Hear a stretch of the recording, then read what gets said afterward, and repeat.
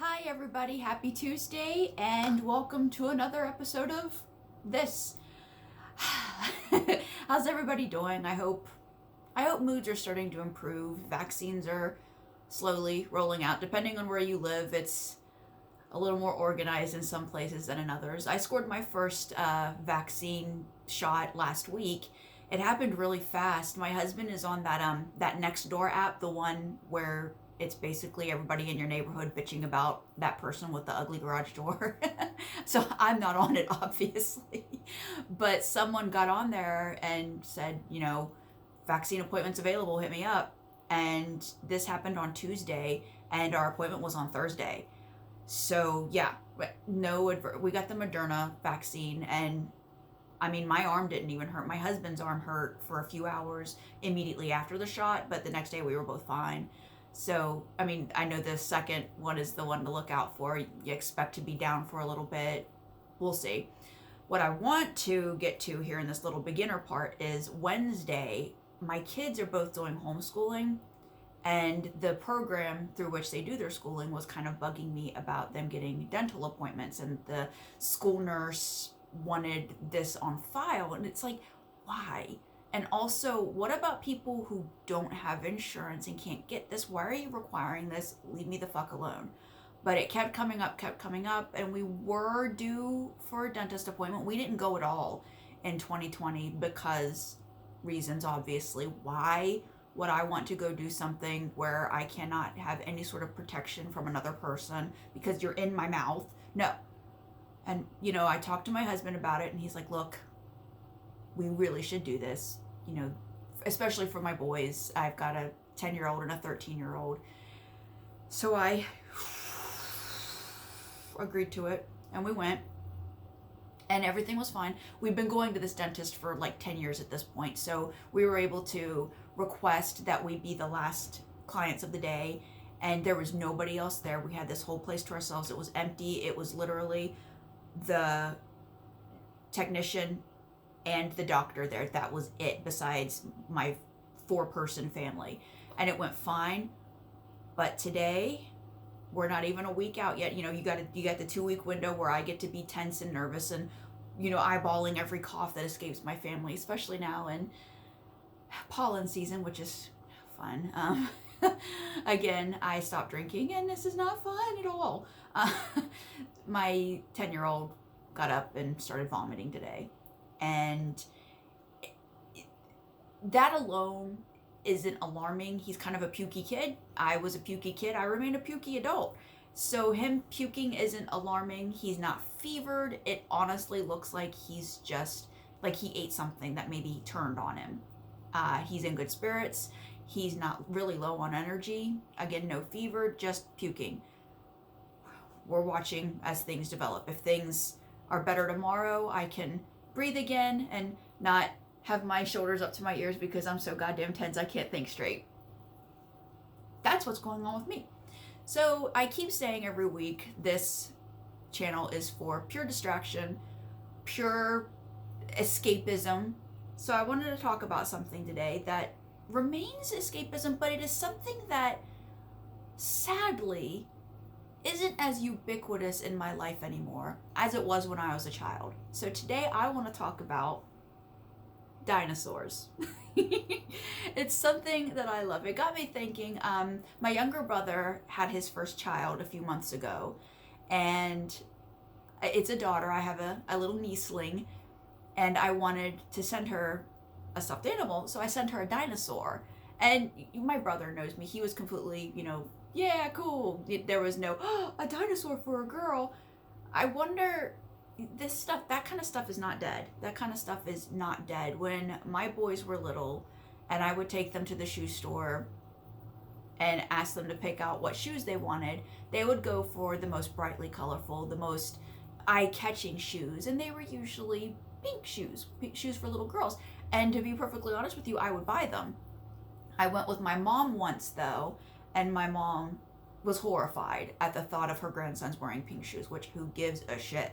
But it's nice that nobody in my family batted an eye about me getting this little baby girl a stuffed dinosaur. And I sent her my favorite dinosaur. It was a T-Rex. So I wanted to talk about that because I don't know if this was unique to the time in which I grew up. Dinosaurs were everywhere. And the one that kind of stands out the most is The Land Before Time. Now, I grew up watching, we're going to take a little Don Bluth side trip here. We'll come back around. But I grew up watching Disney movies.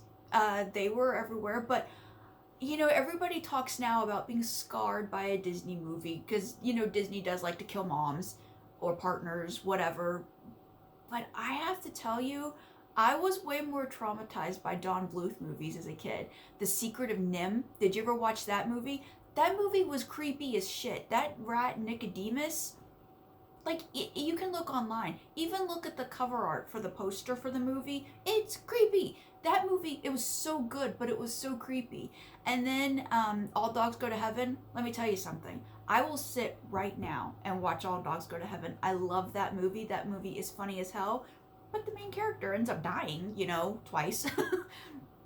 And then Land Before Time. I don't think I ever got around to watching the several sequels. I only watched the first. Was obsessed with it as a kid.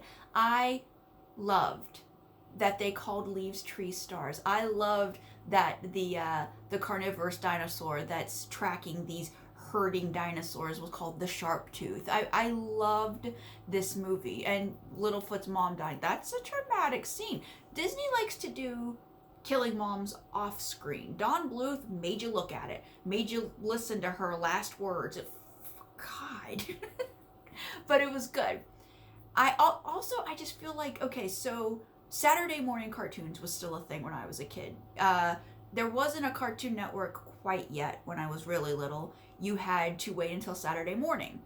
And they would have all of these kind of cutesy ass commercial break cards that would come up. And they were usually claymation, and they would sing like a little, after these messages, we'll be right back.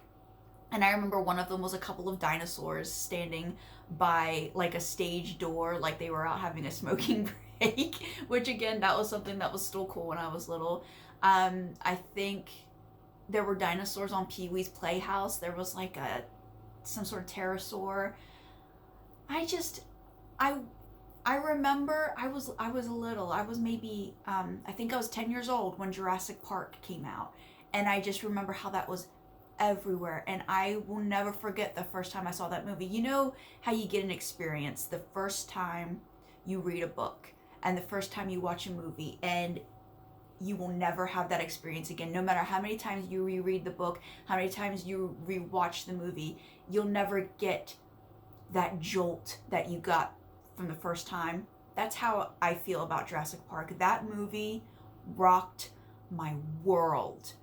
I loved that movie. I continue to love that movie. And you know what? That movie still holds up. That's still a great movie today. But like dinosaurs were everywhere, and it wasn't a boy thing. Even back then, when the boy-girl divide was really kind of, there was a divide back when I was a kid. No, you could love dinosaurs as a girl. Sometimes they would cutesy them up, but I mean, I was a kid when Barney the dinosaur was big, and yes, we did sing about, you know, killing Barney. That was a big deal. I just, dinosaurs were just everywhere, and like Nintendo was just coming up when I was a kid. Yoshi was a big deal. He's so cute. This is I borrowed this from my 13-year-old to do this video. I promised I would take good care of him and return him in perfect condition. And I just, why aren't dinosaurs everywhere anymore? Why do I, as a 38-year-old mother of two, white suburban woman, not have more occasion to indulge in dinosaurs? This was the only dinosaur I could find to put in this video. I'm looking around in my office here, and there are, you know, I've got a stuffed Donkey Kong, I've got a stuffed Pennywise, I've got Bruce from Jaws, I've got the cat from Trigun, I've got all kinds of like spookier stuff around. I've got all kinds of owls. Not a single goddamn dinosaur. Not even a Godzilla. There's a Mothman. Not even a Godzilla. And Godzilla being a dinosaur or not, that's debatable if you want to get really pedantic about it. But I mean, I've got Rodan. I've got a big poster of Rodan. But, like, not a single T-Rex in sight. Not a single plesiosaur in sight. Nothing. So, what I want to do is I want to have a conversation.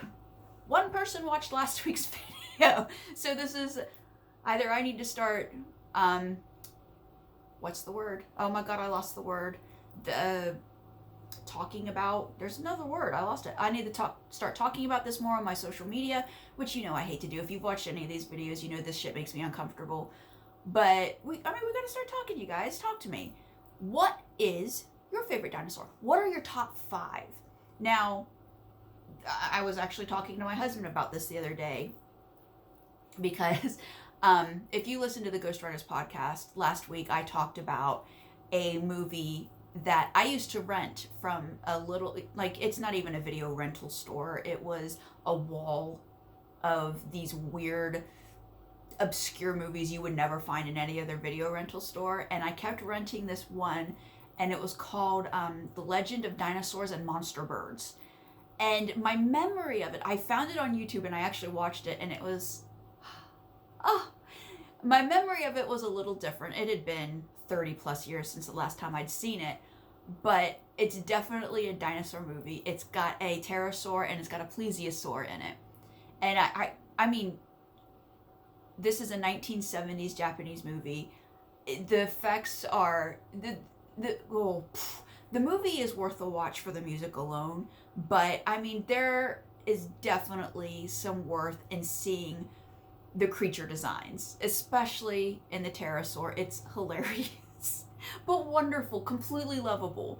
And I was in 7th heaven watching this movie, and you know, when it was done, I was asking my husband, what are your favorite dinosaurs? A question that everybody should be asked often. This should be an icebreaker for everybody. What are your favorite dinosaurs? And it turns out my husband likes the tanks, the kind of dump truck dinosaurs. He likes the Triceratops, he likes the Ankylosaurus, and he likes the Stegosaurus.